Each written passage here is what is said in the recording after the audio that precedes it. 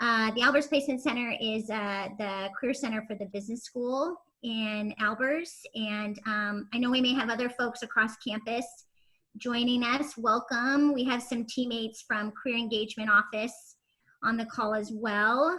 We partner together to provide career services across campus. So welcome. And before we jump in, I just wanted to go over a couple of housekeeping items, and then I will be happy to introduce our speaker. To prevent distractions, we will keep everyone muted just so that there's no background noise. If you have questions you'd like to ask Yanfei or any of us who are putting this on, please add your question to the chat feature, and we will be looking at that and kind of collecting those questions throughout, and then we can do a Q&A kind of towards the end. We will also be recording this, so if you have to leave early or you're coming in late or you want to share this with a friend, we will be providing that afterwards, or we'll have it available. Please reach out to us and we can give that to you. And again, feel free to attend as long as you can. I know Yanfei has a lot of good information. It might go over an hour today. So, you know, feel free to come in and out, take breaks if you need to. We'll try to get through it all as best we can. So without further ado, let me introduce our wonderful guest speaker today, Yanfei Gong. Yanfei is a digital marketing manager at Amazon. She has 10 years professional experience in the US across multiple industries, including high-tech, financial services, marketing agencies, startups, etc. She's a certified career services provider through the National Career Development Association. So she does this a lot on the side, supporting college students and doing workshops at various universities in the area. She's a Master of Marketing Communication from the Stewart School of Business at the Illinois Institute of Technology. She was previously board of director of an NPO called Young Overseas Chinese Association, where she which manages 45 professionals across 11 industries. She also owns a YouTube channel focusing on career development and job searching tips for international students. So I'm hoping, Yanfei, that you'll be able to share that with us yeah. somewhere in the presentation. So welcome, everyone. Thank you for being here, and I'll turn it over to Yanfei to take us through this. Thank you, Megan, for the introduction.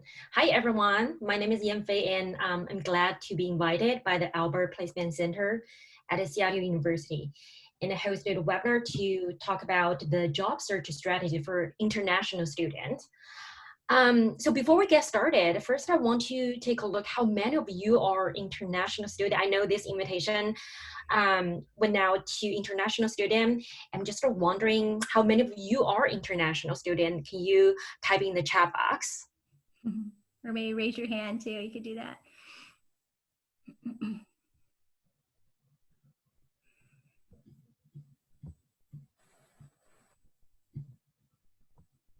Cool. I see a few are raising their hand now. Great. All right. Cool. That's good to know. Here, let me close this. Awesome. So as many of you know, and as Megan introduced, I was also an international student. I arrived in US for my graduate degree in 2010. Wow, can't believe it was 10 years ago. From China, and I have gone through all those challenges and struggles such as like language barrier, the culture shock, networking difficulties, visa, all those CPT, OPT, as many of you. So now looking back in past 10 years, I've learned a lot and also have coached a lot of students, especially international students, in their career development in US.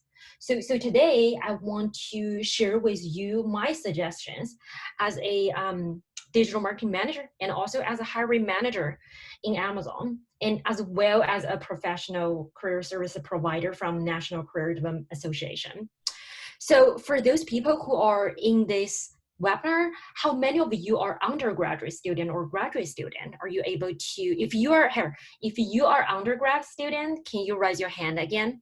One more time, undergrad.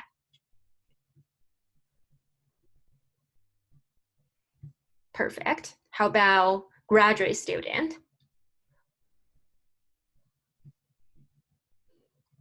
Okay, I see there are more probably graduate student than undergrad. That's good to know. How about can you raise your hand again if you have any work experience in US? Can be anything, like internship, campus job. Great, I see a few. Oh, cool, a lot have a work experience in US. Great, so that's great to know. I'm glad that for students who are in Seattle University, a lot of actually have a work experience here, and that's gonna contribute to your long-term career development and job searching in US a lot. Cool. So now I want to share with you the agenda. I think based on what I see, where you are, what stage, which year you're in, no matter where you are, I think this agenda, the content I'm gonna talk about, can help you gain some insights. So through my career coaching with a lot of students, I found a lot of them do not have a clear understanding of what job application means in US. So I want to first talk about that, talk about job application tips and different suggestions for different types of job applications. And then we will also cover interview, because that's one of the biggest steps in the job application process. The best practices with recruiter, team member, and hiring manager. As previously mentioned, language barrier, culture shock can be blocks in networking. So for the next part, I'm also going to talk about networking and answer some networking related questions that most students have asked me. As an international student, you cannot miss tips, especially for you, all those OPT, CPT visa, etc. So I will also share tips as an international student. As Megan previously mentioned, since we have a limited time, we will leave the Q&A session at the end of this webinar, but feel free to put your question in the chat box and we will be sure to answer the question. If we cannot cover everything, I will leave my email to you at the end of the session and you can email me or connect with me on LinkedIn for further questions. Sounds good? All right, let's get it started. Okay, so first I want to share with you the recent trend of international students in US. So there are three numbers, 1.2 million, negative 2.7%, and 201K. So what does this mean? This 1.2 million is the number of international students in US, and that reached a new high in 2018. And then negative 2.7% is the total number of international students studying US. And that number declined year over year, actually, from the previous year to last year. However, for this year, for the H-1B petitions, for those who are international student, H-1B petition is a visa that you need your employer to sponsor when you want to stay in US for a long term for your career development. So this year, in just this April, early April, there were over 200K H-1B petitions received, and that is 2.3 times higher than the annual cap for all international students globally, and which is 85K. So what we should say from this set of data is that although the international students in US decrease slightly due to policies, environment, the number of job demand and the H-1B visa needs actually increased year over year. So for most international students, whether you want to build a work experience for long-term career development or you want to just receive a relatively high starting salary, gaining some work experience in US is very, very important. But with such a big competition in the visa policy, it admittedly is a challenge. And then I also want to share with you three numbers, because from what we just saw, people may start to think, oh, it's so hard to find a job in US. I probably only the top tier students can find, right? That is not true. So I want to share with you 3 numbers. So that 5 internships in 2 years and 1 H-1B sponsored full-time job within 1 month after graduation is a just experience from myself. So I went to a graduate school, and during my 2 years, I got 5 internships.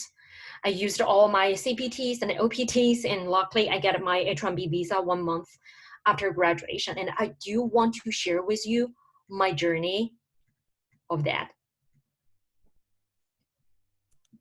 Okay, so let's dig a little bit deeper. Here, if you read from the left to the right, I arrived US in 2010, and then when I first came, I have made my mind that I need to find a job in US.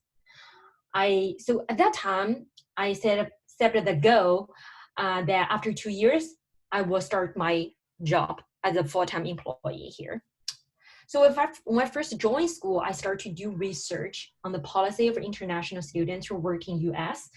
And I got myself very familiar with the CPT, OPT policy.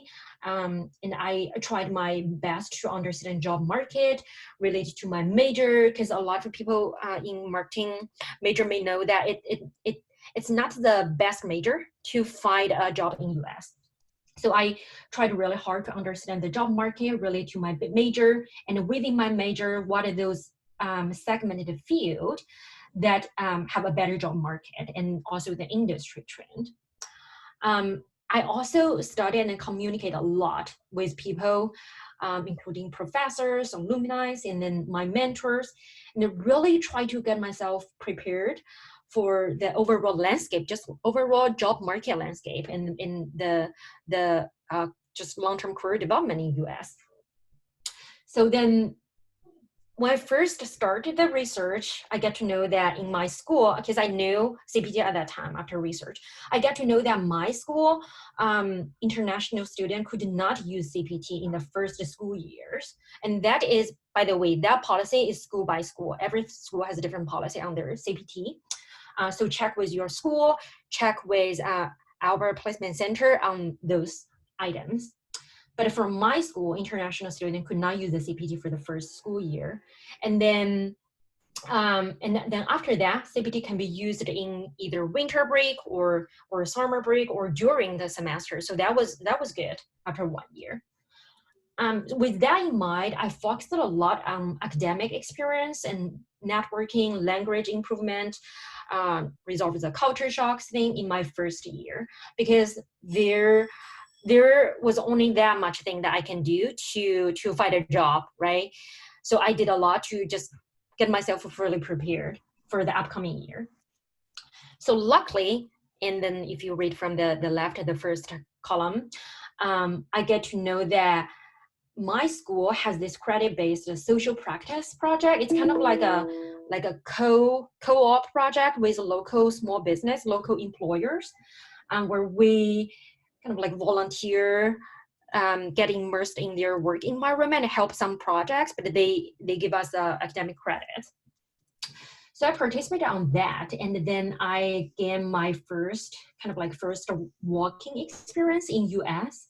And also from that experience, I knew digital marketing. I got to know digital marketing. So digital marketing was relatively new. Well, it's not new now, it's 10 years, but at that time it was relatively new. So I got to know social media within that digital marketing field, and I found myself very interested in that. So through that experience, I first gained my work experience, kind of like a project-based experience, and also better understanding of this digital marketing. And then after the first year in the summer break, I leveraged my previous experience in social media, and I got my first internship from the Career Development Center's job searching website. So it's not a website, it's a website within the school specifically for students in Stewart School of Business. So because I did a great job in that first summer internship, my hiring manager extended my internship to full 2011. And my role also extended to marketing research and SEO. So as you can see, my first project-based experience was social media, and then I leveraged that to find my next one. And then through that second and then 2011 full one, I extended my responsibility to SEO and marketing research. And then the first three was good, but finding a job was hard to everyone.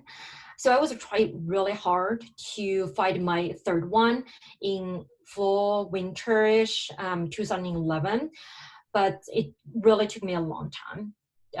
And then so I became more creative. Instead of finding a not full-time paid internship, I switched my gear to those volunteer work. So then luckily I found my job in a local small business, a startup company, as a volunteer.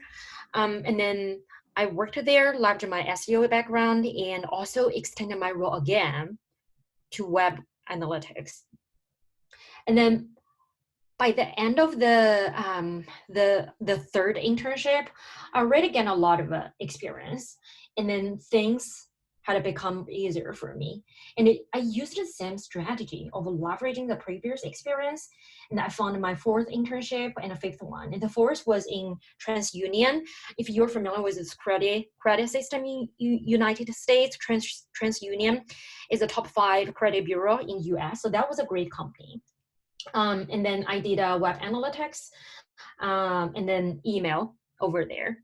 And then after that, I got my the fifth one, also as a volunteer in a marketing agency. For those people who are in the marketing field or related field, you know that if you can gain internship experience in marketing agency, that means that you can gain a lot of experience across different field in marketing. So that's a really good experience for you to find a full-time job after graduation. So by the time I graduated, I've already had I would honestly, I would say that I was already a semi-expert of digital marketing. And then, so it was relatively easy for me to prove my expertise with all those experience and working experience in culture, professional culture, how to deal with that professional culture and communicate professionally. So then I successfully found a full-time job that sponsored the H-1B visa 1 month after graduation. So this was my journey, how I was able to find a full-time job 1 month after graduation and get a many internship through my 2 years. As you can see, that the very most important thing is I set my goal at first. I had really made my mind that the next 2 years of my school, everything should be prepared and towards that goal. So I would also really want to focus that no matter what the tips that I'm gonna sharing, what is the best practices are, all those skills, set up your goal and make sure that you're really clear with your goal is the most important thing, because that will make you let you be persistent throughout the journey, because it's not easy. Okay. And also career development plan builds a solid foundation for international students. As you can see, I really try to leverage my previous experience and set up the success for the next one and for the final full-time job. So you need to have a career development plan. So work on that when you're in school. All right. So next, we can get into the effective job application tips. Many students think online application and the career fair are probably the only 2 ways to apply for a job. And they also use the same strategy for either career fair or online application. But there is also an internal referral, and that's super important. According to research, most successful hirings come from employee referral, and that accounts for actually 44% of all hirings. And then additionally, it is also the fastest way to hire for a role with 29 days in average. And that is 16 days less than the average time of hiring a role, 45 days. So that is also the reason why most companies have internal referral incentive program, like Amazon. We have internal referral program. where a company rewards employees with a monetary incentive for successful referral. So we'll talk about this later and how to do an internal referral and the strategy. But I do want to mention that not only online application and job fair are the only two ways, the most effective way are internal referral, and that relates to the networking part later that I'm gonna talk about. All right, let's first talk about the online application strategies. So first, apply for a job with intention. A lot of students, when they apply for a job online, they use the same resume and submit application to jobs that look like quote in their related field without diving deep. It just look maybe the job posting, the title, there are some keywords that look like relate to their major, so they just submit the resume that they used in all other postings. So the issue with that is, without knowing what exactly the job requirement is, what the hiring manager is looking for, it is hard for them to tailor their resume based on the job description. The result is, even though hundreds of applications were submitted, the response rate is very low. I think this is just a common experience for a lot of students. So we really have to make sure we apply a job with intention instead of just look at the general information. What students should do for online application is to, number one, carefully read the job description, and number two, find those hidden requirements. And then, most importantly, customize your resume based on that. So the job description, resume, and the cover letter even should match closely. And then I will talk about how to find those hidden requirements later. And hopefully that will help you to better understand how to read a JD and demystify the requirement asks from hiring manager recruiter. And then also be careful with your online profile. Recruiters can easily find you online nowadays, so take advantage of LinkedIn. A lot of students, they don't even have LinkedIn. Build LinkedIn. That's the first online profile you need to work on. If you have a professional website, leverage that. Also, very important, in these network days, people can easily find your personal information too. So if you do not want to have too much exposure of your personal life, for example, in your Instagram or Facebook, do not put them as public, okay? So in theory, for those professional social media like LinkedIn, professional website, work on that. For those you don't want to, those information you don't want to share, hide them, okay? And then broaden the place you can apply for a job. In addition to LinkedIn, Indeed, and those Monster and those common job searching website, do not forget about school's internal resources. As I mentioned, I found my first internship there in my school. And then there's a reason why employers want to post openings in your school. And the chances that the response rate should be higher, since the school, because employer want to post a job there, which means that school is in their target school list. So really leverage in your school resources and those job postings on your school's website. And then the last one, very important highlight here, is build a job application tracking system. So what this means, let's talk about it. So the job application tracking system should be a resource and then also a job application project tracker for you. Chances that throughout your school year, you will apply for hundreds of jobs, honestly. So including those internships and full-time jobs, after a couple months or a year, you're probably gonna get confused by yourself or what is the jobs you have applied for without tracking them. So I would suggest you build this tracking system to record all the jobs that you have applied for, and that will provide you a full visibility into what you have applied and the detailed status and next steps. And you can easily refer back to say, hey, those jobs that I applied in, for example, finance industry have the highest response rate, right? Or or the job that have internal referral has the highest response rate. So that information can provide you a lot of insights later when you refer back and want to improve the overall process for future. Okay, now, as I previously mentioned, I want to share with you how to read job description and demystify those hidden asks. All right, this is the job description. It's a posting from Amazon.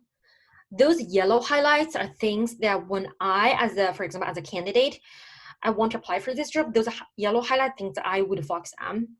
We can start from the description part, and then I'm gonna read through it. As we strive to be the Earth's most customer-centric company, Amazon has reinvented how hundreds of millions of people shop online. Okay, so the first highlights the Earth's most customer-centric company. That's the general culture of Amazon. That tells you, okay, if you want to work in Amazon, you need to be customer obsessed. And that could be one of the topics that people interview around. And then the next paragraph, sellers trusting Amazon is our top priority. And in this role, again, you can say that sellers trust, right? That emphasize Amazon is a customer-focused company. We want to earn trust from our clients and also the sellers. We'll be tasked with building that trust over time. Yeah, again, trust, by diving deep into how we measure our progress and helping to identify and prioritize key area of focus. Okay, diving deep is another keyword. For example, one of the interview question can be, can you tell me an example of you dive deep into a specific problem and how you solved it, right? Or help to identify and prioritize key area of focus. How do you do prioritization when you manage your work or you manage your academic school life, right? And then Amazon's growth requires leaders who move fast. Another one, keywords. Have an entrepreneurial spirit to create new solution. Problem solver. Are you a problem solver? Can you move fast? Have an unrelating tendency to get things done, right? Solve problem, get things done, deliver.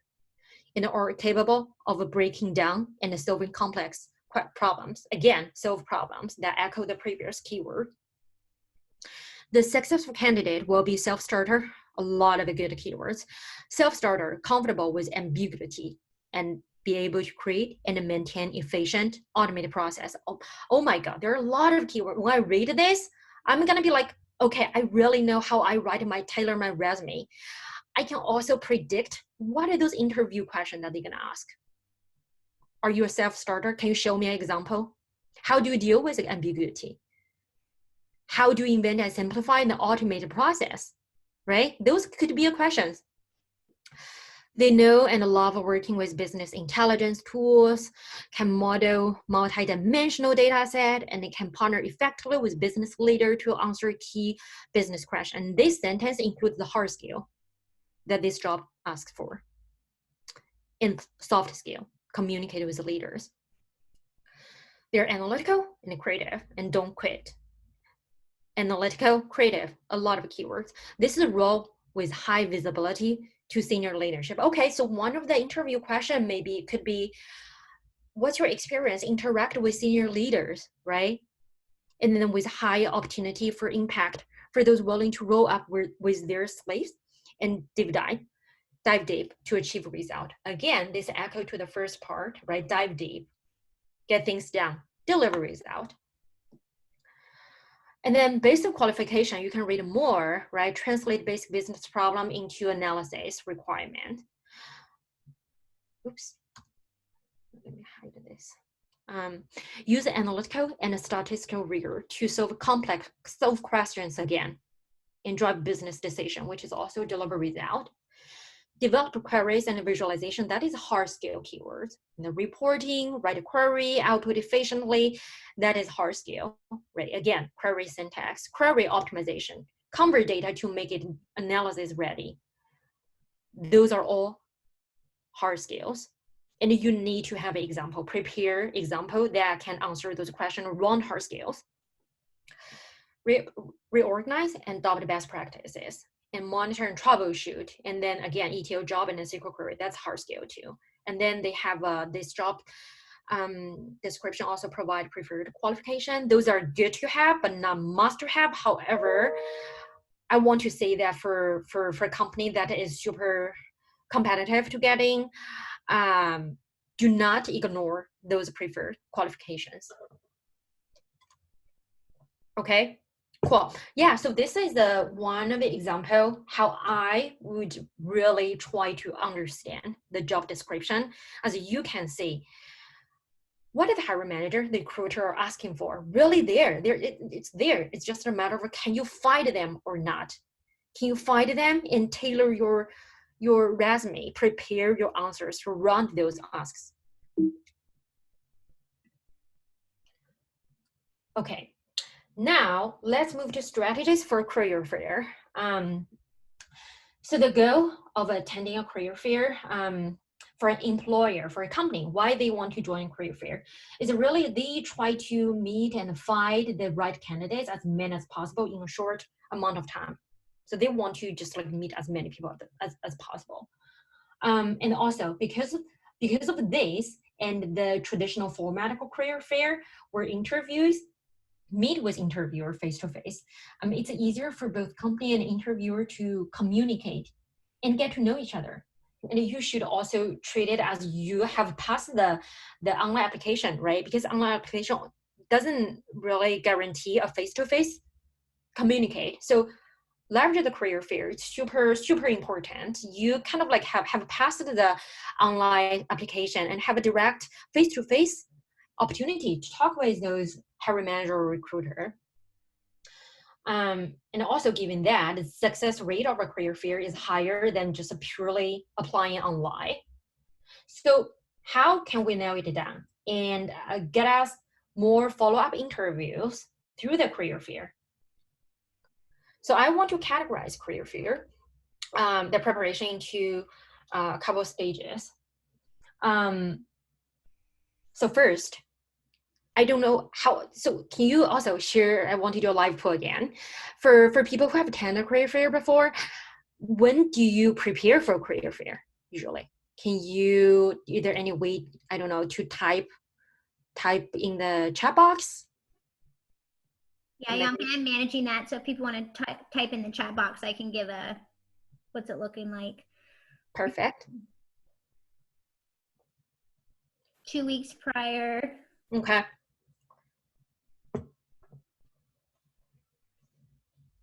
Again, the question was how far in advance you prepare for a career fair, right, Yangfei? Yep.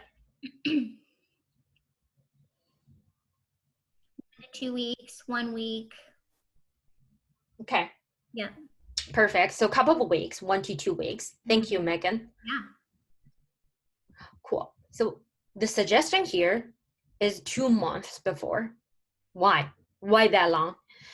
So you first have to understand that for school to organize a career fair, it takes them way more longer than you thought. It's not just a couple of weeks. They need to connect with all those potential employers in the list and reach out to them. And they need to finalize the date, event, then the theme, all those stuff. And so I want you to start build your awareness 2 months before so that you don't miss any event that is upcoming in their calendar. Okay, so build your awareness, prepare that, touch base with them, do not miss any email they send out. Okay, and then get familiar with the key timelines and a milestone. To do this, you can easily leverage your school resources. For example, you can reach out to career service center, organization, or even your professor to understand what those career fair will be and when, and who those employers will be. Okay, and then 1 month before, you should actually follow up with your career service center, because probably 2 months before the career fair, not everything has been ironed out. So follow up with them and try to understand more when things get more updated. Who are the employers? What are those opening jobs that employers are hiring for in the event? And also, similar to the previous job application tracking system, I would highly recommend you to build the career fair job application tracking system. And that will help you to be really organized when you go to the career fair. And then last but not the least, very important, do background research for employer. For those who will join the career fair and then the opening jobs that they will offering, what are the jobs? What are the requirements? Right? Read the JDs, read their background, understand the company's culture, what they're looking for. So you need to do all those things. It's not easy that you can finish in 1 to 2 weeks or with all other things going on. So I would suggest you to do this 1 to 2 months before. And this is how, just one example, how career fair tracking system would look like. As you can see, there are a few columns. And then, for example, the SU Business School career fair, right? The time and the company and what job they're offering, and then for you who have attended the career fair, who have you connected? What are the key info that you get from your communication with them? Who are the recruiter that you know from the event, right? Is there opportunity available? What's the current status? Have you started the initial interview, or have you submitted the application after the career fair? What is the next step? So this is how it should look like. And also, feel free to add more columns or more information that you think that would be helpful for you. And then finally, during the career fair day, first, don't forget about the dress code. I don't want to emphasize more than that, but be aware of the dress code. And then also do a self-introduction preparation. You should be very confident when you introduce yourself, and the language you use for international or non-international students, the language used, no grammar issue, everything should be perfect for self-introduction. And then arrive time. Usually people arrive the career fair probably like 50 minutes, 30 minutes, or even after the career fair starts. I would suggest you arrive between 15 to 1 hour before it starts. Why? The time varies a lot because depends on the types of career fair that you participate. It can be very, very popular. For example, the Amazon, we had a career fair last fall, and then I had a few mentees. They tried to get into the main center where the career fair was hosted, and then they're waiting live for 3 hours. Like even before it gets started, there was a line in front. So really take that into consideration. You don't want to get fully prepared, and when you go there, you need wait for 3 hours, and then your energy get burned out even before you try to nail things down. So based on the career fair, decide your arrival time. And then after you get into the center, use a storage space for unnecessary items. Bring things such as a notebook, right? You want to take notes while you're talking to others, or when you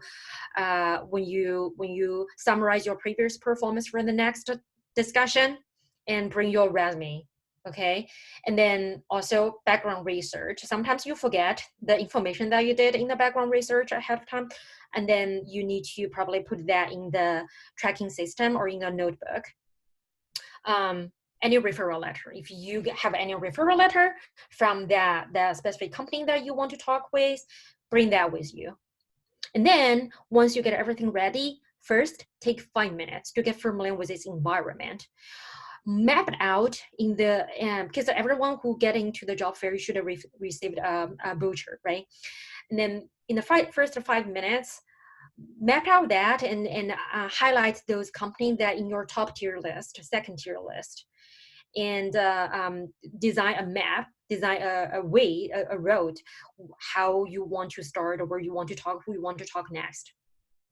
And then after that, warm up yourself with plan B employer or second tier, third tier employers. You don't want to miss the great opportunity, meet with your employers in your dream list. So warm up yourself.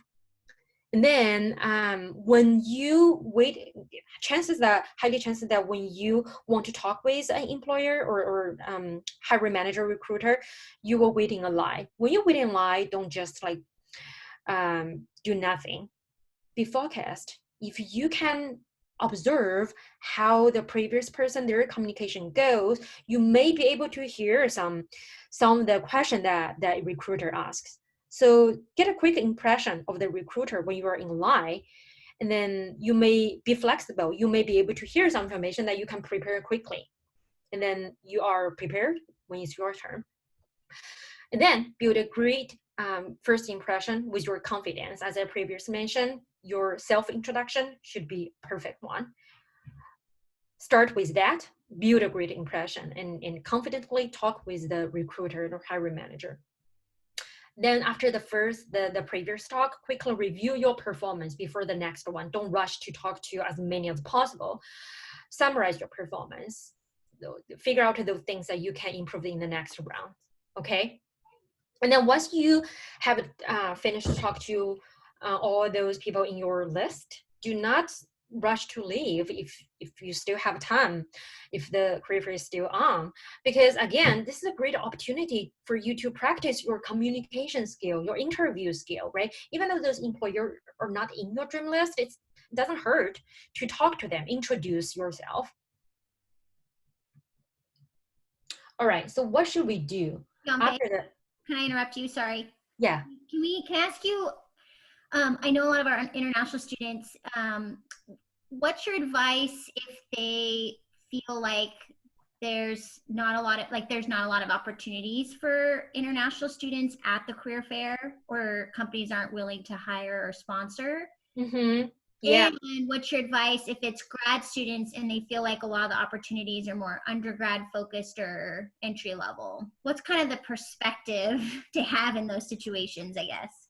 Yeah, absolutely. Great question. So I would say before the career fair, you really need to, especially for people who are in a rush to find a job, allocate your time, prioritize things you want to do or events you want to go. Before the career fair, you should do a very good research on those companies. And then later I will be sharing how do you know if that company can sponsor the H-1B or a green card in the long term. But do your research, understand what are those companies? Do they have a history to sponsor H-1B? So that's for international students. And number two, if you don't feel there are too many opportunities in the career fair, when you do the research pre the career fair, I would also rethink about this. Career fair is not the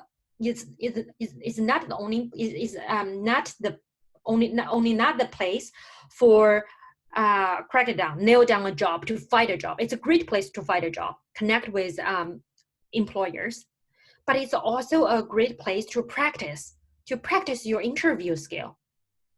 Okay, so even though, again, first allocate your time, prioritized based on your priority. For example, if you have a 2 career fair back to back in one day, you probably want to prioritize the one with more employer sponsor H-1B, if that's your top priority.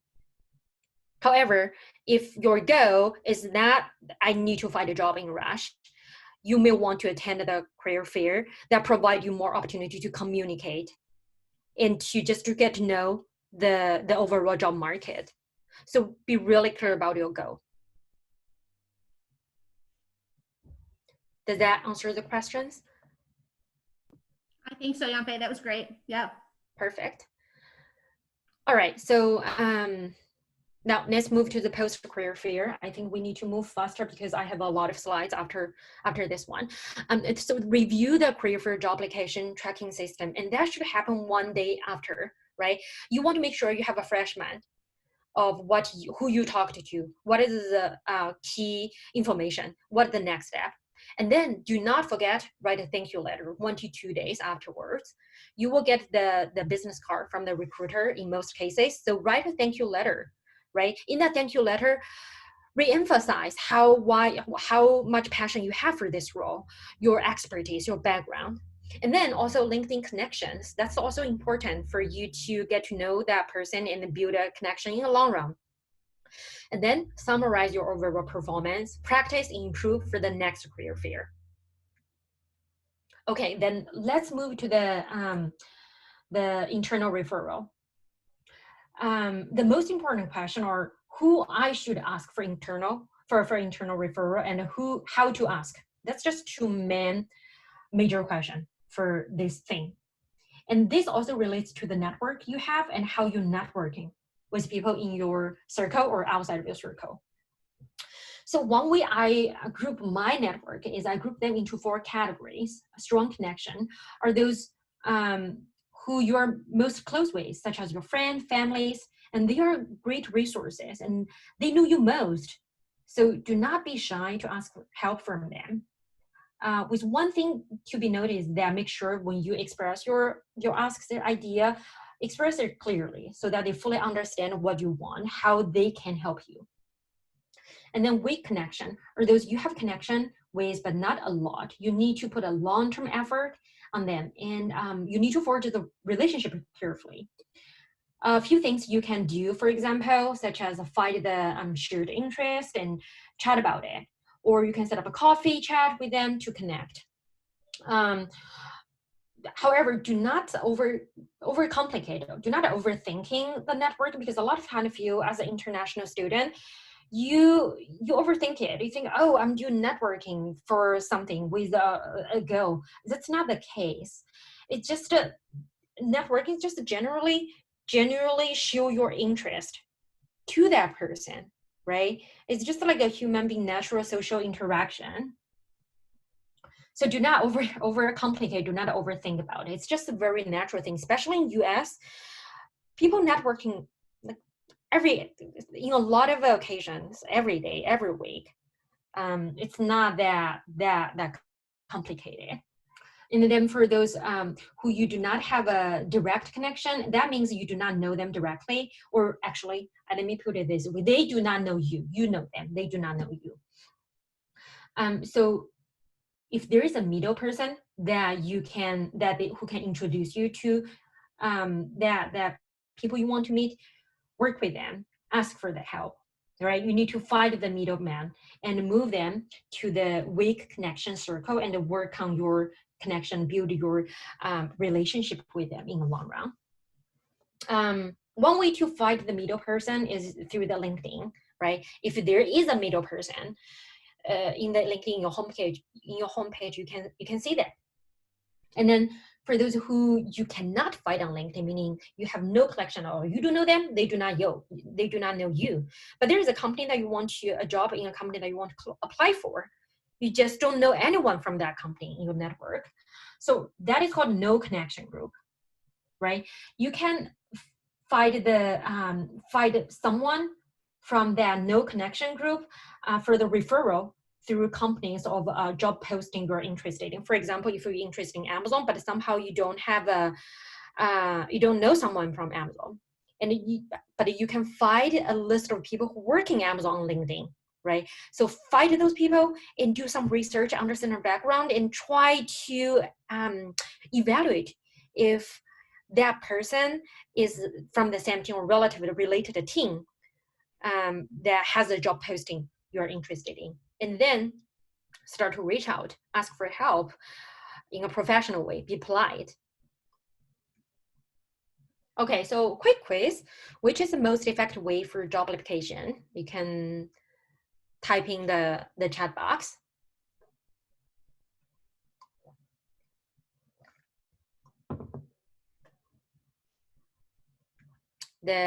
For the time being, I'm gonna just share the answer is internal referral. So that's what most people were saying, Yanfei. So perfect. Right on track with you. They're listening. Great. All right, so let's move to interview tips with the recruiter, teams, and hiring manager. Okay. So let's first talk about interview tips with the recruiter. Okay. Recruiter interviews usually happen in the first round of interview. It can be through phone or it can be on-site, it can be video, it really depends on companies.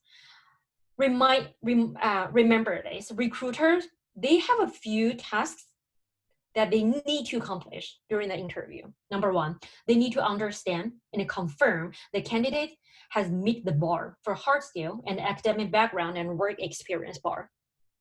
Number two, they need to ensure that the candidate can communicate with English very well, and they have a good soft skill, interpersonal skill.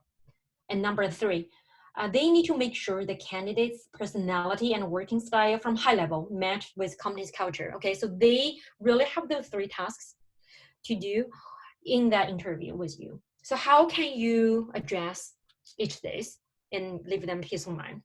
For the hard skill, usually for the first round or interview with a recruiter, even though the interview can do some judgment around the hard skill, but because they're not the subject matter, they're not the expert in this field, usually they will not go too deep on the professional aspect. So chances that they will not ask too many questions around hard skill, but what you should do is get yourself, be very familiar with your resume. And then when answering hard skill related questions, use keywords, okay, keywords. I just share how I read those keywords from job description. So use your keywords, jargons, industry jargons, and tools that are required in the job description. For the communication skill, admittedly, this can be a challenge for most international students whose first language are not English. However, people usually worry about the language itself, such as grammar. That's true, but that's just one aspect of it. Another aspect of a communication that also cannot be ignored is whether or not the candidate can express accurately in a logical way and a professional way. So there are two aspects of communication. Communication is not just about language, the grammar. It's also about how you think, your thinking process. Okay, can you put your thinking clearly? Like even if when you speak in your native language, can you put your thinking clearly so that people can understand you accurately? Okay, so there are two aspects. For the language itself, the grammar, those stuff, we all know that it takes a long-term effort to improve. So for this particular session, I would not talk about how to improve your English, but what you can do is you need to be very familiar with your resume again and prepare questions and answer around your resume. Or those answers prepared need to have a great grammar. You can write it down, correct the language, and remember it, right? Remember to the point that you can just like talk to it naturally. To do that, you can find a mentor, you can find friends for mock interview, right? Just do mock interview as many as possible, and then collect those questions they ask, and then prepare for the answers. The more questions you prepared, the more familiar you will be with the answer. Okay, you will perform better during the interview. How can you express yourself clearly in a logical and professional way? There is a model called STAR, S-T-A-R. S is situation, T is task, A is action, R is a result. You can find that online. You can do Google search STAR, S-T-A-R, STAR model. So when you prepare for answers, use the STAR model, and it's a great tool to practice your thinking process and your communication. And then the last one, personality and culture fit. Recruiter will try to evaluate your personality or working style through the interview and see how much you fit into the team and the company. Whether you will stay in the company for a long run. So to prepare this, first be yourself and do not try to fake anything, honestly. And then do research to understand company's culture, their mission and their culture, and then what they really value at, right? Who their main clients can be, and then where they are in the industry. You can find all this information online in the company's website. And then let's move to the interview tips with team member, or you can also call it a business partner, team member, counterpart team member, something like that. And this really the interviewer also come from it can be from the similar related team. For example, if I'm in marketing, digital marketing team, that people can also from brand marketing team, where that's a counterpart. Sorry, that's the business partner. Or it can also come from finance team, because as a marketing manager, we manage budget and we work with finance a lot. So it can also come from the finance team or the business analytics team, because they do deeper data analysis that they support the marketing decision. So it can also come from that team. They usually focus on three things too. Number one, your professional experience and your hard skill. And then number two, whether you can be a good partner to work with. And number three, whether you can solve their problems or make their work easier by supporting them with your work. Here are tips preparing for interview with them. So before the peer interview, I suggest you first do research about interviews, professional profile. A good place is LinkedIn. If the job is referred by internal employer, you can also ask the referral about the interview's background, his or her role, team, those stuff. And then the next one, once you have completed the research, prepare your interview communication plan and your self-introduction accordingly. Chances are based on where they are, what the background is, you can adjust your self-introduction relatively.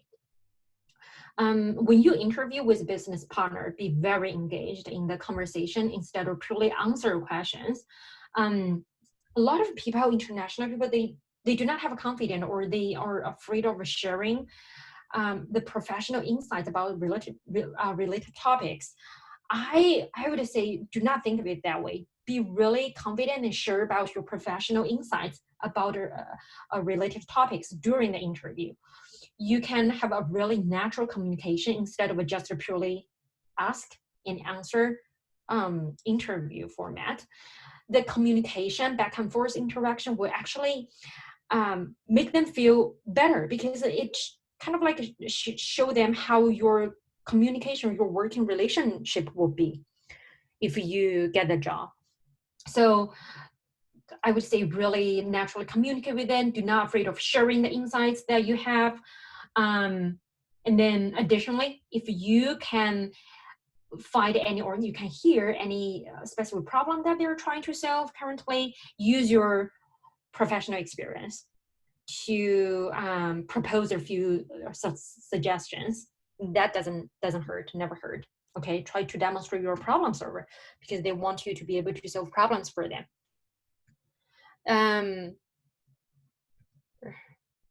The next one is an interview with the hiring manager.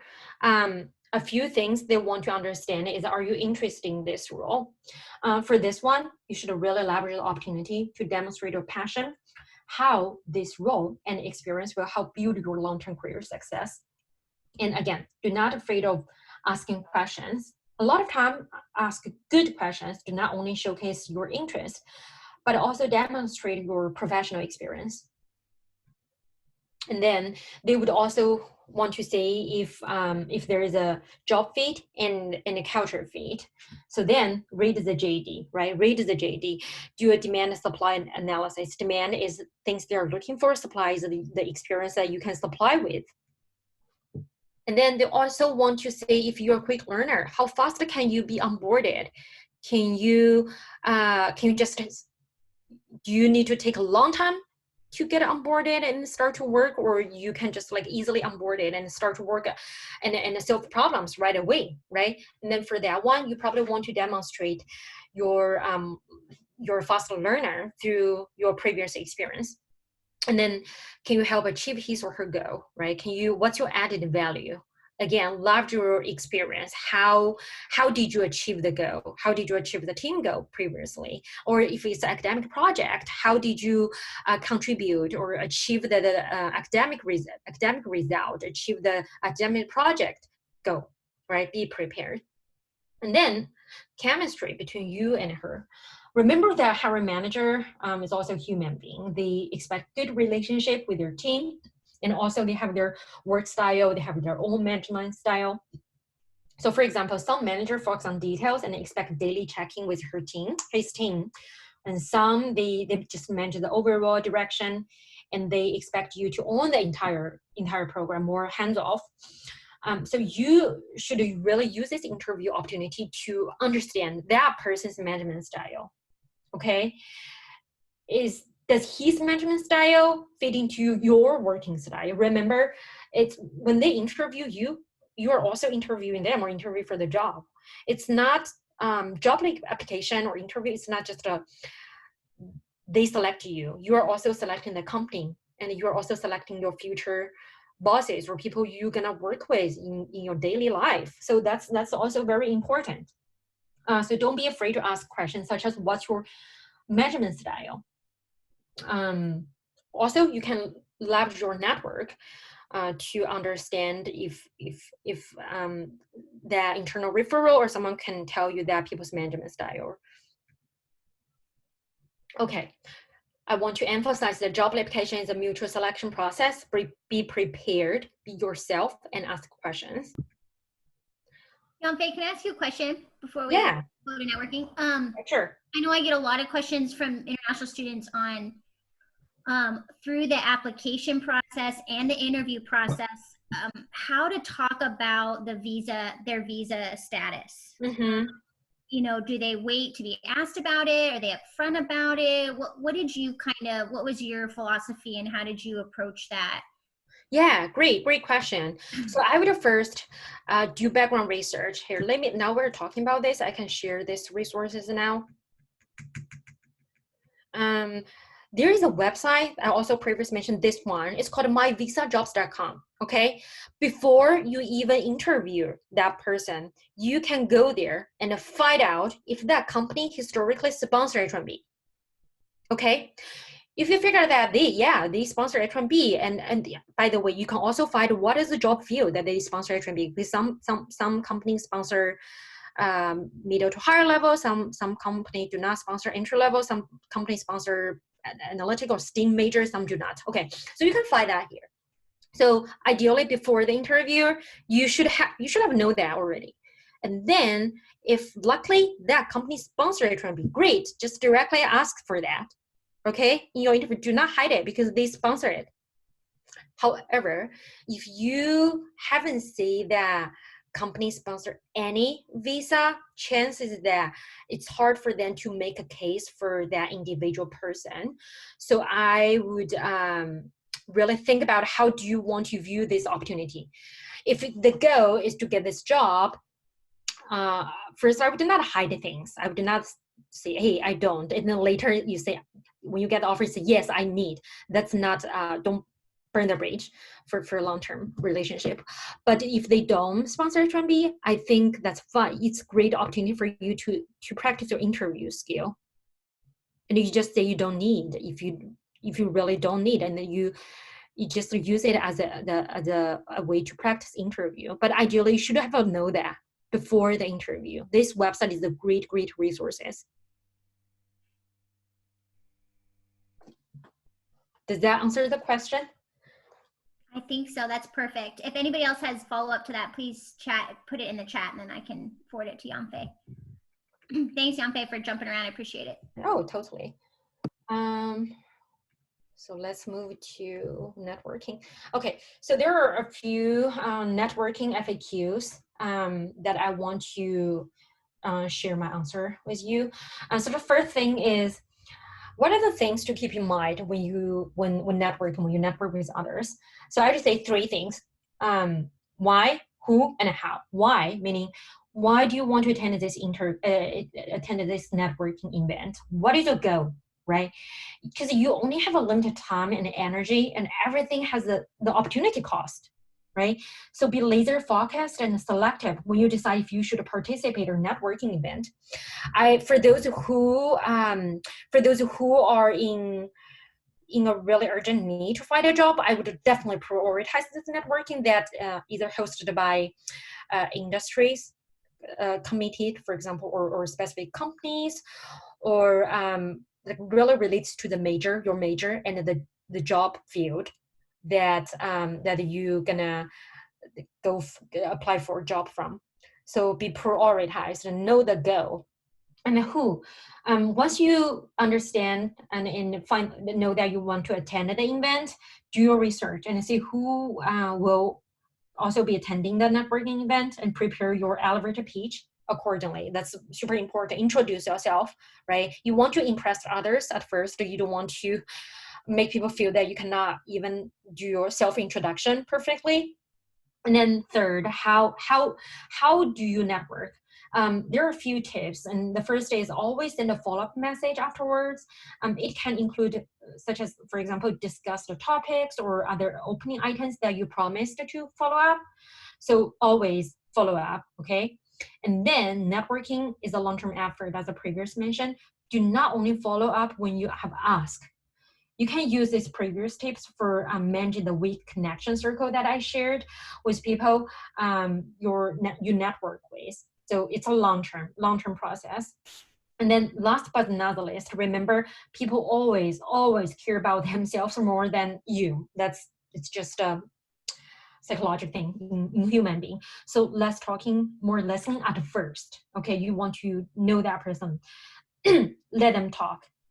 And then especially when that person you talk to is in your weak circle or no direct connection circle, you want to understand them more, okay? And then you can share more about yourself when it's a good time and when they show interest to you. So when they show interest to you, when they ask you about yourself, do not be shy, okay? But you first want to give this opportunity to them. And then second question, how to do self-introduction during a networking event. 3 sentences, very straightforward. Based on the type of the event, tailor your answer, but high level, who you are, what do you do, or / what can you offer, what do you do, what can you offer, why, what are you interested in, right? What help do you want, right? Who you are, what can you offer, what are you interested in, what do you want, what help do you want? So those 3 are the guideline for any questions in the self-introduction, but really based on the career, based on the event, and based on the audience.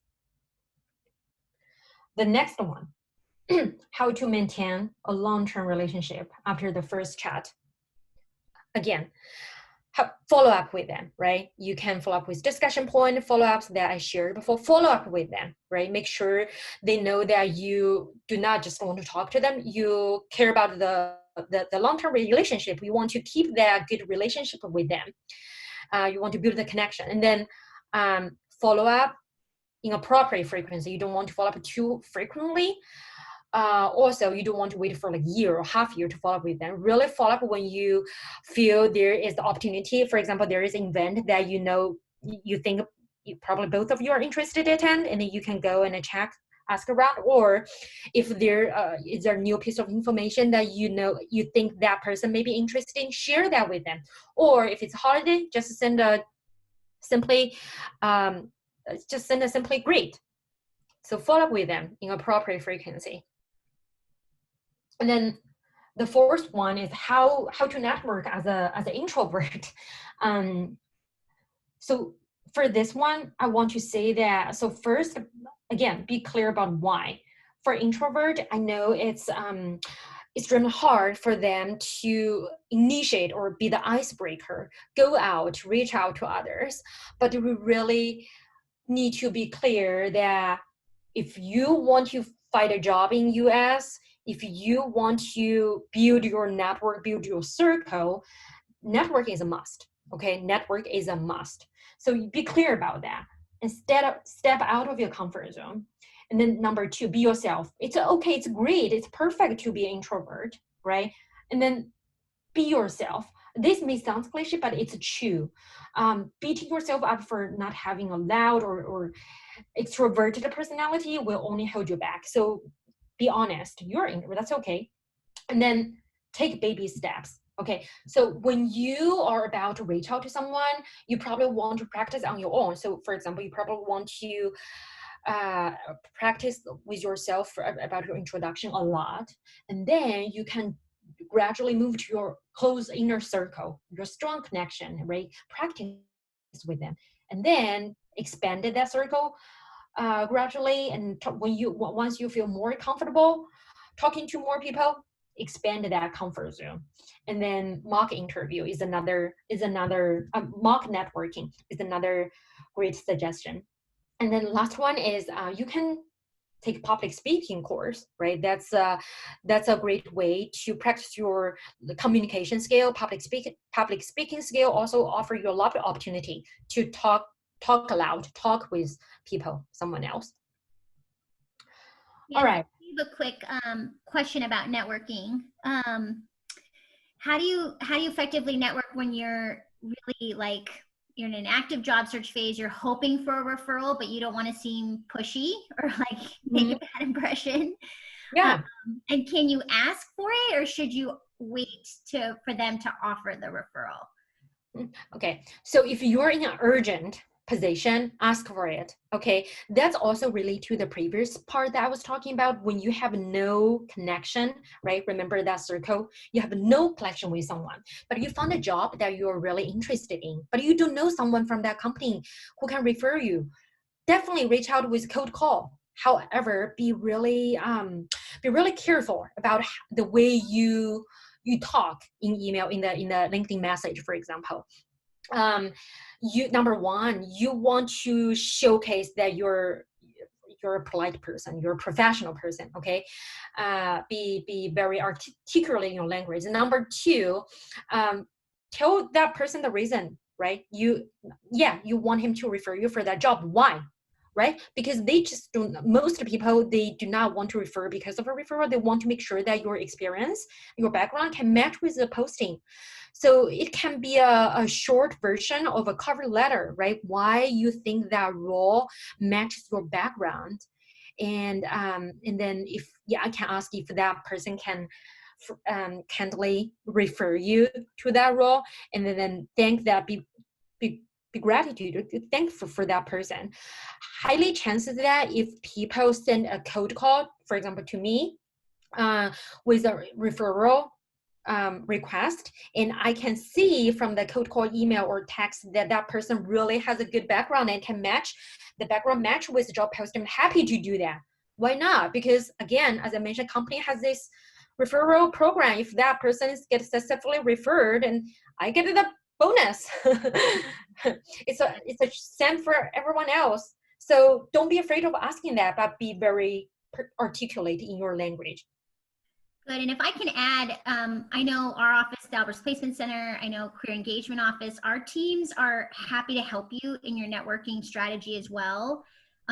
We can, so that you don't have to, I mean, if you have to go to the cold call route, but is there anything we can do before that? Do we have any alumni at that company, or any other recommendations of how we could find somebody so it's not such an overwhelming or intimidating thing? So our teams are happy to help you in that strategy as well.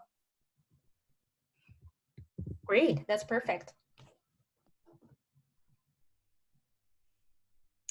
Cool. Should we move on?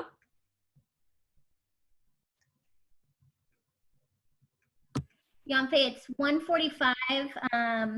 I just want to make sure we have a little bit of time for questions too. So yeah, we're almost this next finished. topic is really good. So I don't want to rush it. But okay, we're almost finished. I just want to share tips for international students, especially those who need to deal with OPT, CPT. The first tips is don't put the cart before the horse. Okay, we all know that international student, we need a CPT, we need OPT, we need to worry about a visa, but a solid career development plan, your professional knowledge, your academic background excellence, or well-written resume, your communication skill, you should prioritize those. Okay, those are the foundation. Okay, without those, no matter how much you know about CPT, OPT, visa, you cannot get a job. So don't put the cart before the horse. Okay, with that being said, you need to be strategic, right? Be creative.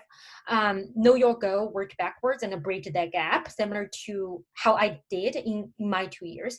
And be creative when getting your experience. For example, when I really tried hard to find a internship, I knew it took a long time. So maybe you want to switch gear to volunteer job, to unpaid, right? As long as you can gain experience. It's like snowball. You gain experience, doesn't matter if it's paid or unpaid, as long as it's related experience that you can really gain your experience and knowledge, it's a great experience, and you can build up based on that. And familiarize yourself with the visa policy as early as possible, okay? You don't want to miss those great timeline and the milestone. When do you want to apply for CPT? When do you want to apply for OPT? Those everything has a timeline, so do not miss those timeline. Work with your career service and work with Albers Placement Center for that. And focus on international talent-friendly employers. And the visajobs.com is a great resource for you to know who are code friendly. And tip 3, leverage different resources. This is the one, visajobs.com. And then in addition to that, this is the internship.com. A lot of people, they want to find an internship. They go to Indeed or Monster. I have seen that the response rate is higher in this internships.com because it only focus on internship, only for people who want to find an internship. So this is another resources. Another one is this Going Global exclusive H1B Plus database, and that provides millions of visa application listing for American employers seeking for higher international talent in United States. So this is another great resource specific for international students. So Yanfei, we Going Global requires schools to have an account with them. We decided actually to go with another company called Career Shift, and they have something similar where they have an H1B plus database. So students, that resource, Career Shift, is located on both Albers Placement Center website and Career Engagement Office website if you want to access it. It's very similar to what Going Global has, and our offices can help you use that as well. Here we go. Great. All right, then the last one is the resources a lot of career development professional coach know. It's called allnight.com.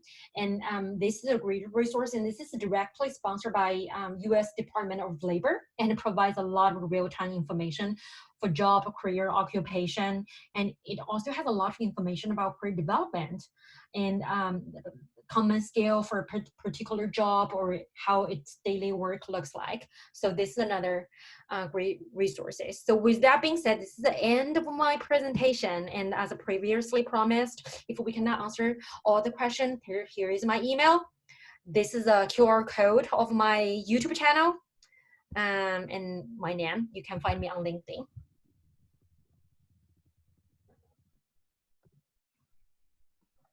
Yanfei, I'm just, nothing's coming through yet, but I did have some prior questions. One student asked, should I take the risk and wait for a position that will sponsor H-1B or take whatever I can get? And what are the things to consider when making that decision? Yeah, I would consider where you are in the, so have you graduated yet? Are you in the OPT? Are you, it really depends. If you're in the OPT, and the chances that if you're not in the same major, you only have a one-time opportunity to get the H-1B submission.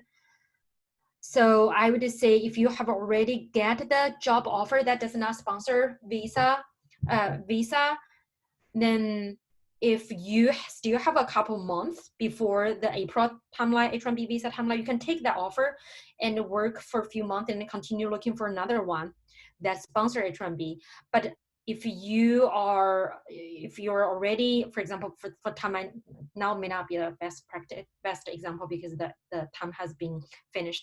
For example, but if you get the job offer in March or April or February that does not sponsor H-1B, you probably want to focus more on finding a job that sponsors H-1B so that you can hit the April timeline for the H-1B submission. So it depends on where you are in the stage.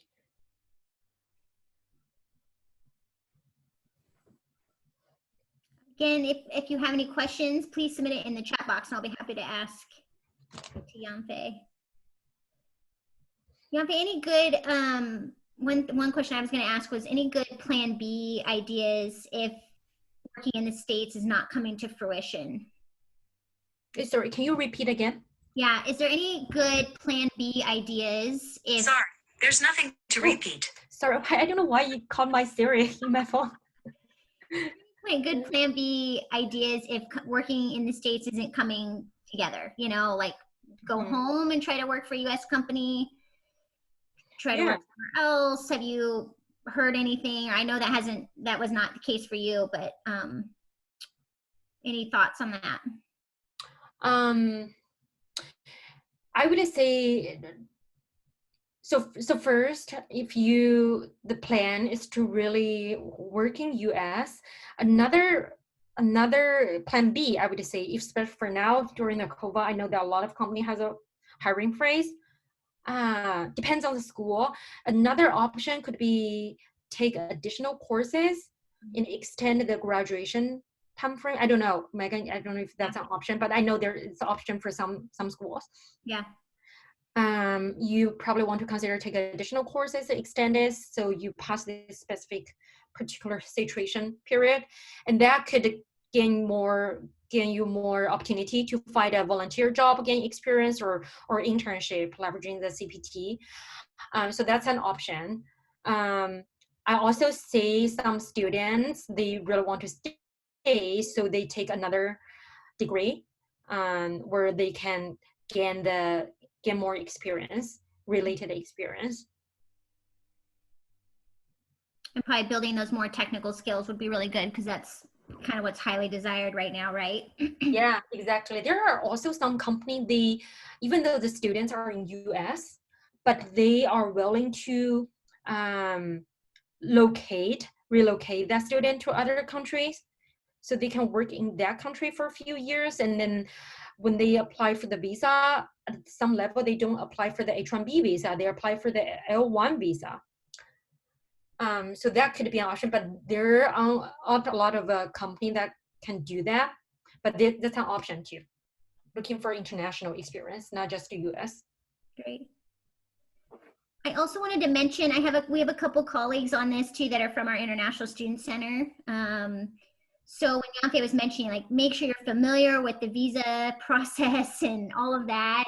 You have really great resources in that office, and I highly recommend getting in touch with everybody's assigned an advisor in that office, and they're super knowledgeable, and just to make sure you're not missing anything, missing application deadlines, anything in the process, you'll always want to get in touch with them before doing anything, any CPT, OPT, anything like that. So.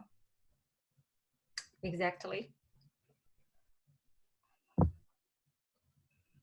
Well, great. Real quick, Yanfei, how do people find your YouTube channel? I put it in my YouTube channel in the name in Chinese, but there is a QR code. Oh, great. You see that QR code, so you can scan the QR code to go to my channel too. Great.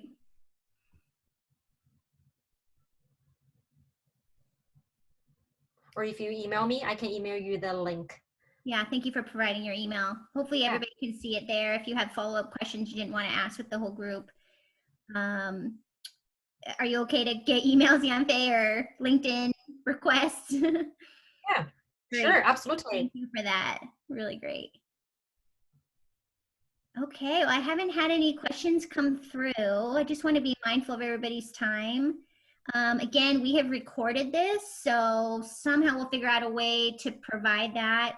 Definitely send us an email, but I'll try to figure out a way to send it out to the whole listserv. But we hope this was helpful, everybody. Yanfei, thank you so much for all your time and hard work on the presentation.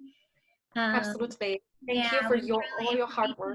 And wanting to do this. We really appreciate it. So. Absolutely. And again, students, we know this is kind of a tricky time and challenging. Albers Placement Center and Career Engagement Office, we're all here for you. So please feel free to make appointments with us. We're doing appointments virtually, and we'd be happy to help you navigate all of this. So please reach out. And I think that's it. Yanfei, thank you so much. Thank you, Megan. All right. Everybody have a good day. Take care. You too. Thanks. Bye.